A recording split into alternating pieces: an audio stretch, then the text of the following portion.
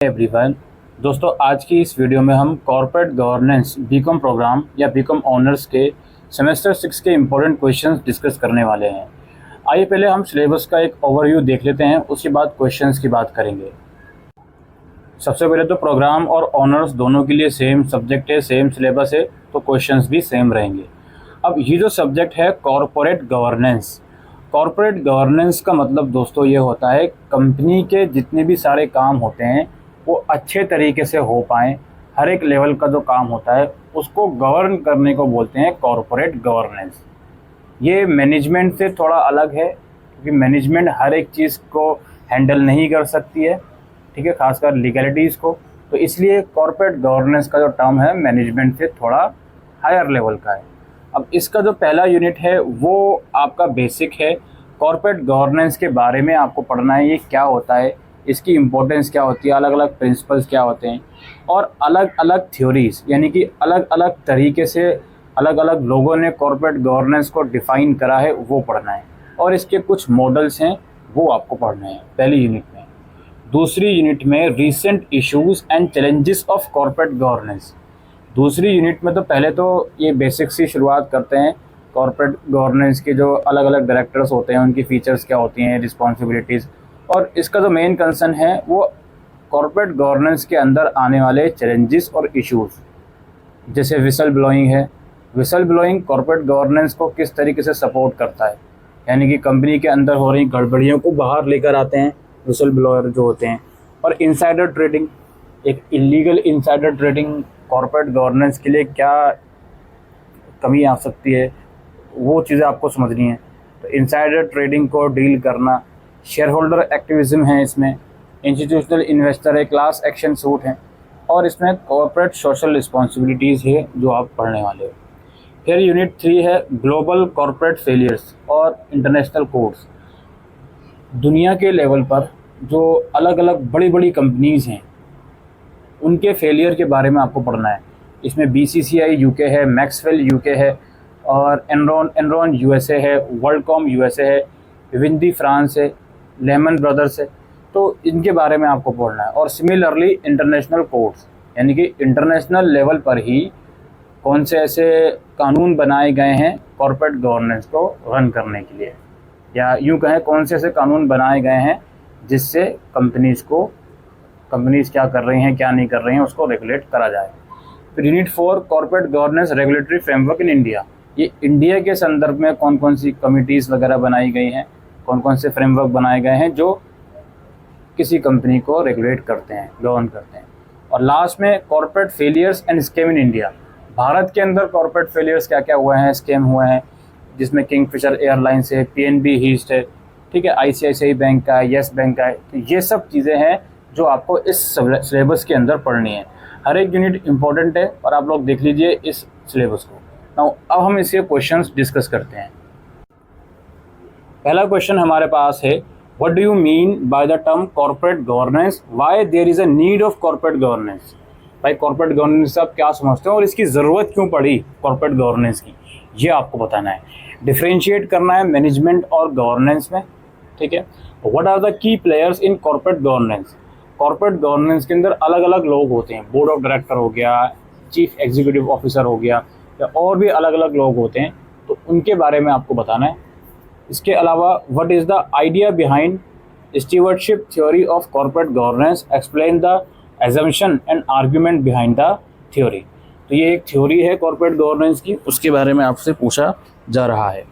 इसके बाद यहाँ पे मैंने पॉइंट नंबर 5 में लिखा है, all the theories and model of corporate governance mention in your syllabus, जिसमें 5 अलग अलग थ्योरीज हैं और 3 अलग अलग मॉडल्स है। एजेंसी थ्योरी मॉडल के अंदर जापानीज मॉडल है एक। तो ये सारी 5 अलग अलग थ्योरीज और 3 अलग अलग मॉडल्स, ये आप लोगों को कवर करने ही हैं। थ्योरीज ज़रूर एग्ज़ाम्स के अंदर आ जाती है। अब हर थ्योरी का अलग अलग क्वेश्चन मैंने सेपरेटली लिखा नहीं, आप प्लीज़ बहुत केयरफुली अपने सिलेबस में देखिएगा कौन कौन सी थ्योरीज़ हैं, कौन कौन से मॉडल्स हैं, और अकॉर्डिंगली उसको कवर कीजिएगा। इसके बाद है define the term director, list the various kinds of directors that exist in a company, ठीक है। Explain the concept of board of directors in a company and what are the different powers of the same. Explain how the board of directors responsible for better governance of a company. Board of director कैसे responsible हैं एक company को अच्छी तरीके से govern करने के लिए। और define audit committee, explain its composition and role. और इसमें शॉर्ट नोट आ सकते हैं, role of investment committee, role of shareholders grievance committee, responsibility of compliance committee और functions of risk management committee. ये अलग अलग कमिटीज़ होती हैं, उनको ऊपर शॉर्ट नोट आ सकता है। फिर आपका है explain insider trading. Insider trading क्या होती है, मतलब अंदर के लोग जो होते हैं कंपनी के, वो मिस इन्फॉर्मेशन के बेसिस पर अपने शेयर खुद ही खरीद लेते हैं। और what injustice it can do to the level of fair play in the market. Market के फेयर प्ले में ये जो इनसाइडर ट्रेडिंग होती है ये किस तरीके से इनजस्टिस कर सकती है। इसके बाद है in what ways illegal insider trading is harmful to the corporate governance. एक कॉर्पोरेट गवर्नेंस के लिए इनसाइडर ट्रेडिंग जो होगी इलीगल, वो किस तरीके से नुकसान पहुंचा सकती है कॉर्पोरेट गवर्नेंस के अलग अलग फीचर्स को, जैसे रिस्क फैक्टर और ट्रस्ट फैक्टर हो गया या जो भी चीज़ें हैं। इसके बाद है what are the preventive strategies that can be taken for illegal insider trading in corporate governance. अब कॉर्पोरेट गवर्नेंस में कौन कौन सी ऐसी चीज़ें हैं जो स्ट्रेटजीज हैं जो ली जा सकती हैं इनसाइडर ट्रेडिंग को रोकने के लिए। इसके बाद है what is whistle blowing, what are its importance in corporate governance. Whistle blowing क्या है, वही कंपनी के अंदर कुछ अगर गलत काम हो रहे हैं तो उसको बाहर लेकर आना। तो ये जो विसल ब्लोइंग है ये कॉर्पोरेट गवर्नेंस में इम्पोर्टेंस इसकी क्या है वो आपको बताना है। फिर है what are the disasters consequences of whistle blowing for whistle blower. Obvious सी बात है, अगर कोई अंदर की स्कीम बाहर लेकर आ रहा है, अंदर की कमियां, तो उसके लिए भी कुछ डिजास्टर्स कंसिक्वेंसेस हो सकते हैं। तो वो क्या हो सकते हैं वो बताइए, और इसके रिगार्डिंग लीगल प्रोटेक्शन क्या है विसल ब्लोअर्स के लिए वो भी आपको बताना है। फिर है elaborate on the role of shareholder activism within the business corporation. इसके बाद है discuss the influence of institutional investor on corporate governance. Institutional investor मतलब वही होते हैं जो अलग अलग तरह की चीज़ों में इन्वेस्ट करते हैं, तो उसके बारे में आपको बताना है। How does the implementation of CSR contribute to the company governance structure and what are the major obstacles faced by companies in adaptation of CSR। इसके बाद मोस्ट इम्पॉर्टेंट क्वेश्चन मैं एक बता रहा हूँ, क्वेश्चन नंबर 18 को समझिए और कोई छोटी मोटी चीज़ नहीं है, ध्यान से समझिएगा। In unit 3 lesson 4 we have multiple global corporate failure. जो आपकी यूनिट आई ना जिसमें ग्लोबल फेलियर्स के बारे में बताया जा रहा है, जैसे आपका bank of credit and commercial international जो कि यूके का है, मैक्सवेल है, विवेंडी है, वर्ल्डकॉम है, इनरॉन है और लेहमन ब्रदर्स हैं। ये सारे अलग अलग ग्लोबल कॉर्पोरेट फेलियर्स हैं। इन सभी के संदर्भ में आपको पढ़ना पड़ेगा कि इन सभी के कॉर्पोरेट फेलियर्स के पीछे रीज़न क्या था और इन सभी में जो कॉर्पोरेट गवर्नेंस होती है वो कहाँ पर लैग करी, उसने कहाँ पर, उसकी कमियाँ कहाँ पर हुई जिनकी वजह से फेलियर हुआ, या फेलियर के बाद गवर्नेंस में कमी कहाँ पर आई, वो आपको बताना है। और ये अलग अलग संदर्भ में जो मैंने यहाँ पे लिखे हुए हैं, 3 अलग अलग ग्लोबल कॉर्पोरेट फेलियर्स, 6 अलग अलग ग्लोबल कॉर्पोरेट फेलियर्स। तो इन 6 में से आपके एग्ज़ाम में कोई से भी आ सकता है, मल्टीपल भी आ सकते हैं, तो कोई बड़ी बात नहीं है, ठीक है। इंटरनल चॉइस में भी आ सकते हैं, तो 6 में से कम 4 तो कवर करके जाइएगा ही जाइएगा, ठीक है। ये आपका एक पार्ट है, लेसन है ये, ठीक है। ये कोई एक सिमिलर टॉपिक नहीं है, एक पूरे लेसन में ये सारे आपके ग्लोबल कॉर्पोरेट फेलियर्स ही गिवन है, तो ये इसको पढ़ना बहुत ज़्यादा इंपॉर्टेंट है, ठीक है। अच्छा, उसके बाद है what reform did Cadbury committee 1992 introduce in terms of composition and power of corporate executive internal structure. अब इसमें जो ग्लोबल कोड ऑफ कंडक्ट थे कॉर्पोरेट गवर्नेंस के वो शुरू हो गए। इसमें पहला क्वेश्चन ये कैडबरी कमेटी का आया है, तो बताना है इसमें क्या क्या रिफॉर्म ये लोग लेकर आए थे।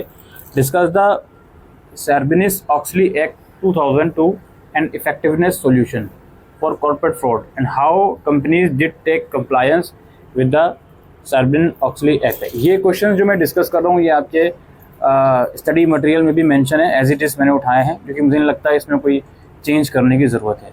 इसके बाद identify and analyse the OECD principles of corporate governance and how these principle help in the establishment of corporate governance practice globally। In detail, how do these principles treat the stakeholder dimension, the transparency dimension and the board dimension। उसके बाद है discuss the recommendation given by Kumar Mangalam Birla committee on corporate governance. ये last वाली unit आपकी शुरू हो गई है, जो I think second last unit है ये, जो आपका इंडिया के अंदर क्या क्या रिफॉर्म है कॉर्पोरेट गवर्नेंस के, उसके बारे में बात हो रही है।